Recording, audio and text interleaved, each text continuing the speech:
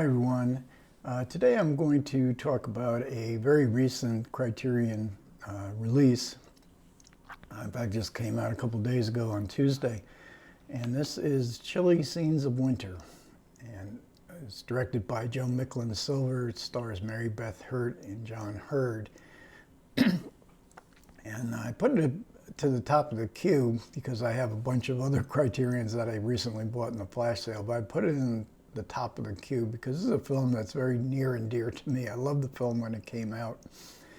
And it's really kind of a reflection of how I was feeling in my late 20s. And I'm sort of the same generation as the characters in this film. Woodstock generation, the aging, you're approaching 30 years old. Your life isn't turning out quite the way you wanted it to turn out. And it certainly isn't for Charles, the character played by John Hurd, who is a civil servant in a boring job. It's about looking up at the clock, 5 o'clock, when you could go home. I had a similar boring job all through my 20s as well. And Charles, one day at work, he needs to go to retrieve a file from an office that he normally doesn't visit. When he goes in there, there's a young woman sitting behind the desk with her head down. She looks up at him, and Charles, with a beautiful smile, sparkling eyes, and Charles is absolutely smitten. So this is Laura. This is the Mary Beth Hurt character. And he's so smitten. I mean, this isn't just love at first sight. This is like being struck by a lightning bolt. She's put off by it because he's rather aggressive in his desire to get to know her better. Finally, she does agree to go out with him, and then they do live together for 2 months. Now, the film begins with the loss of Laura. Laura is lost to Charles because they only have a 2-month. She comes to live with them, but the relationship is only about 2 months long. Now, Laura is separated from her husband, and but the husband was just sort of boring and didn't really love him. He basically needed a mother for his young daughter. And a housekeeper, that's about what she is. So with Charles, she is overwhelmed by the fact that how much she can be loved by somebody else. She doesn't have a great sense of self-worth. And so it's overwhelming for her. And Charles, and she doesn't really feel like she's deserving of this love. And she doesn't, we really don't know, does she really love Charles? We're certain that Charles loves Laura. Does Laura love Charles? So we see in the beginning of the film, we see that Laura has been lost. And the rest of the film is flashbacks going forward in their relationship, how it broke up, Charles's attempts, his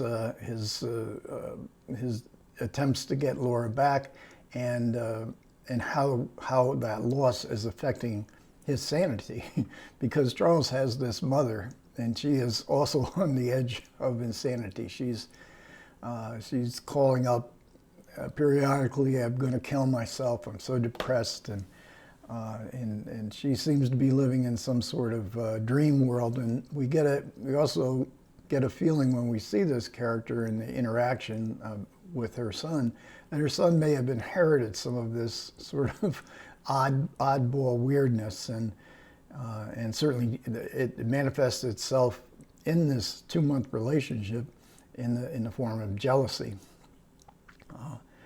And so we have excellent casting in this film. I mean, this is one of the, casting was Mike Nichols said 90%, many directors, I'm assuming, say 90% of a film's success is in the casting. So we have John Hurd as Charles. This role was written, the screenplay was written, and this character in the screenplay was written by Joan Micklin Silver, especially for him. He seemed perfect for this part. and they had worked together on Between the Lines, Joan Micklin Silver's previous film. And it comes from a book by Ann Beatty. So they're adopting a book, and a little bit more about the book later on. Mary Beth Hurt, absolutely perfect as Laura. She had been in Woody Allen's Interiors, a couple other films. He was on the way to becoming a very prominent actor on stage.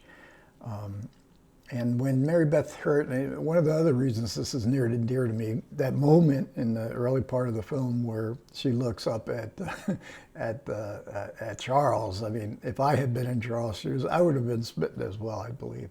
Although I would not have been quite as aggressive, for sure, in my pursuit of her.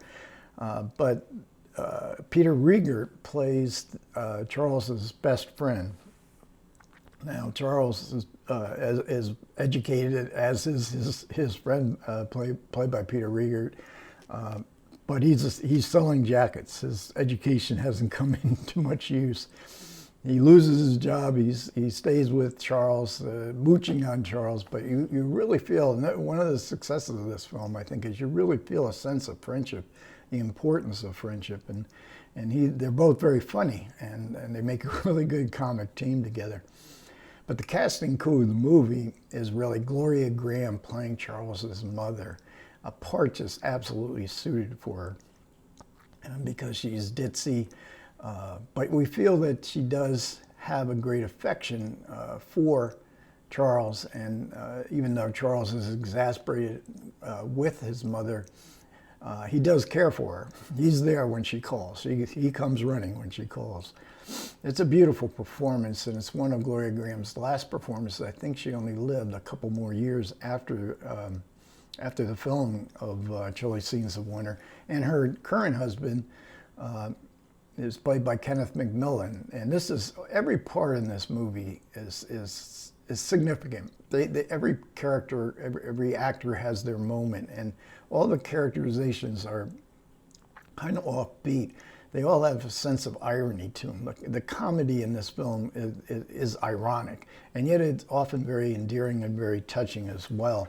So he looks, and Charles and his sister and his friend wonder what is there? Why would he be here? And they come to the conclusion that he just needs somebody to take care of, and he does. He does take care of Charles's mother very well. Now I want to talk a little bit about the production history of this film, because it's really kind of interesting. And if you've ever thought, how do we make a movie? I want to make a movie. Let's make a movie. Well, that's pretty much what these producers were like, and they were names that you might recognize: Griffin Dunn, Amy Robinson, and Mark Metcalf, and they formed a production company called Triple Play. Now, they were all actors, but their acting career was sort of in the doldrums. They would meet together. This is the New York City. John Hurd was I think John Hurd was Mark Metcalf's best friend. So they would meet at a certain bar all the time. They'd talk about it, making a movie. What would we make? Let's just do it. Now, Amy Robinson had read Ann Beatty's novel, Chilly Scenes of Winter, and she loved it, thought it would make a great movie. So they decided they would pursue that. Let's just do it. Let's make a movie. They didn't know how to produce a movie. Their acting careers, like I say, was sort of in the doldrums. So Ann Beatty, they found out, was living in Boston. They drive up there, and they look her up in the phone book. She's listed. They go to visit her. She's very friendly and very supportive. She sells the option for only $2,000 to these neophyte producers. So they were looking at independent production, but then that seemed too involved. So they went to LA to try to interest the big studios in making this film.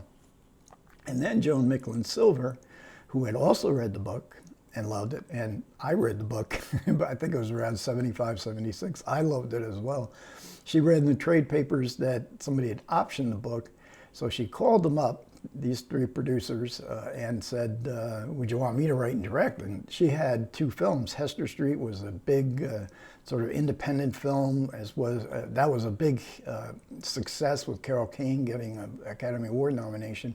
Between the Lines was sort of a cult independent film. Both those films produced by Joan Micklin Silver's husband.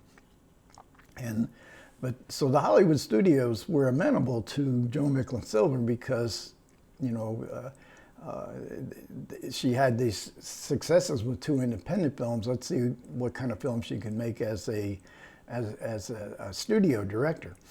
So 20th Century Fox, I think, a producer there, got behind the project, but then she left the United Artists. The project went to United Artists. They were very supportive there. And they gave them a certain budget, and United Artists was largely operating this way. You stay within the budget, we'll leave you alone, make your film.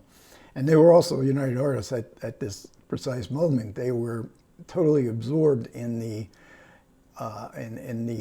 budget overruns of Heaven's Gate, which they thought was going to be a big hit, which turned out to be one of the most famous flops in movie history.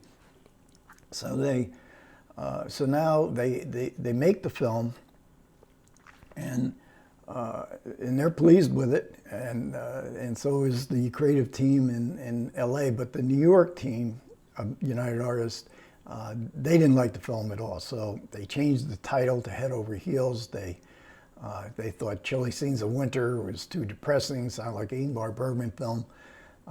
They marketed it as a traditional kind of rompy rom-com.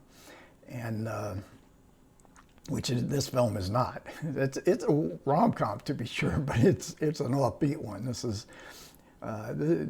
so they marketed poorly, and the film did not get good reviews, and it only played for a couple of weeks. But I did see it, so they were really disappointed.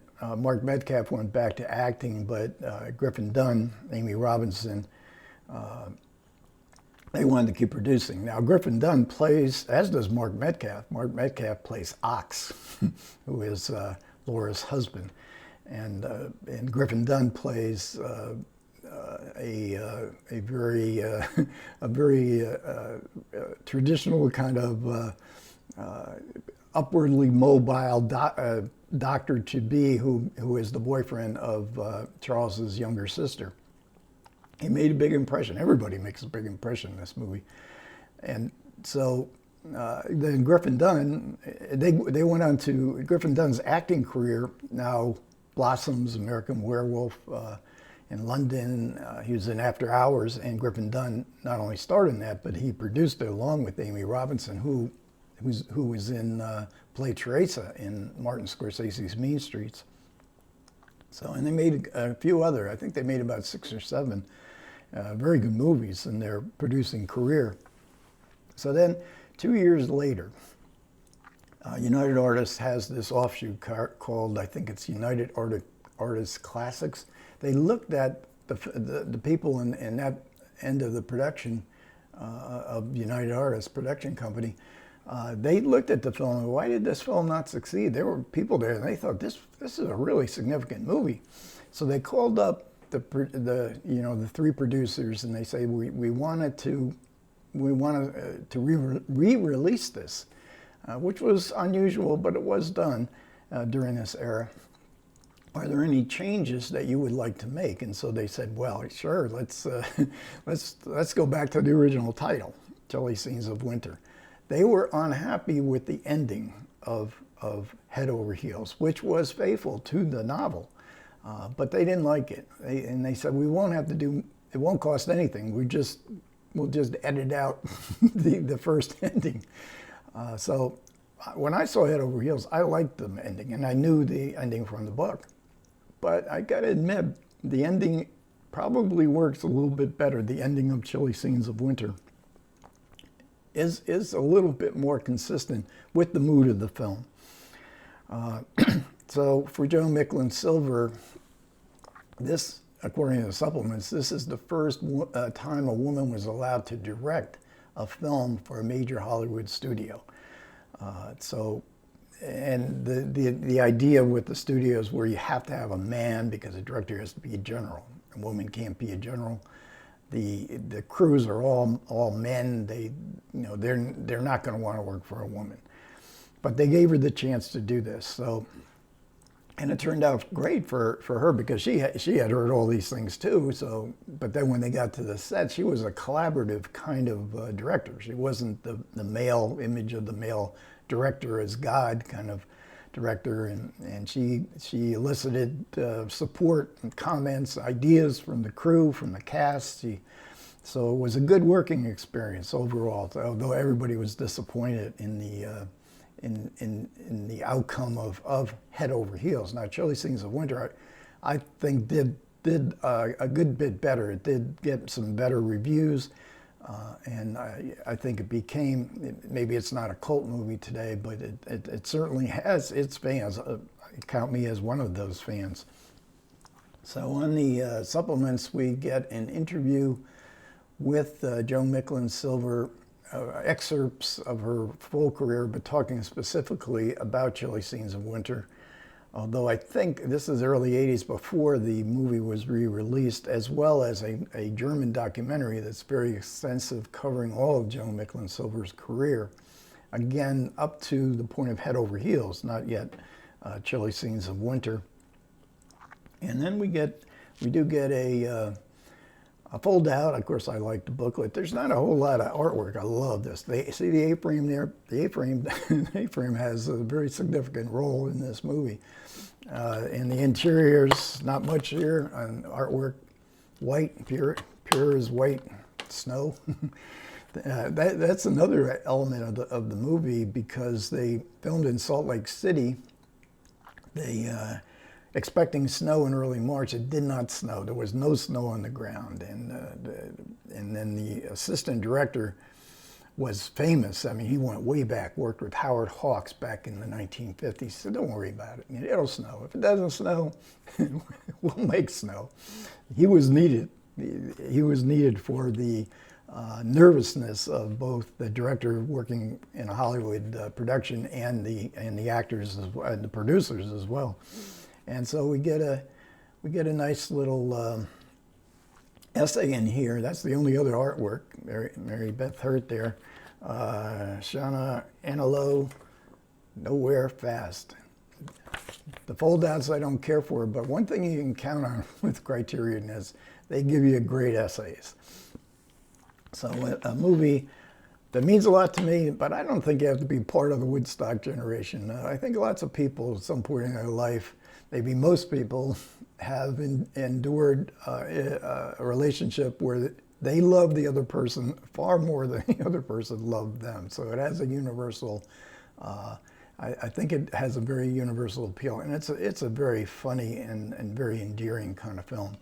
Okay, thanks a lot for everybody who managed to listen. I do appreciate it. Comments are welcome. Take care.